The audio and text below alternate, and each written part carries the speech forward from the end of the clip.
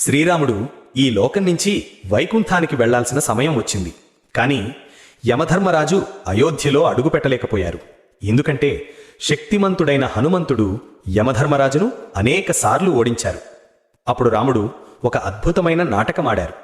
తన ఉంగరం ప్యాలెస్ నేలపై ఉన్న చిన్న రంధ్రంలో పడిపోయిందని చెప్పారు. హనుమా, నువ్వు తప్పకుండా దాన్ని వెతికి తీసుకురావాలి అని ఆజ్ఞాపించారు.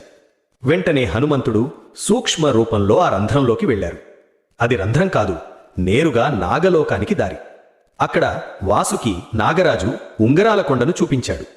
వాసుకి ఇలా వివరించారు: ప్రతి యుగంలో రాముడు అవతరిస్తారు. ప్రతిసారి ఆయన ఉంగరం పోతుంది. దాన్ని వెతికేందుకు ప్రతిసారి ఒక వానరం వస్తుంది. ఆ ఉంగరాలన్నీ గత కల్పాలలోని శ్రీరాముడి ఉంగరాలే. అప్పుడు హనుమంతుడికి అర్థమైంది, ఇది రాముడు తన శాశ్వత ధామానికి చేరడానికి పన్నిన దైవలీల అని.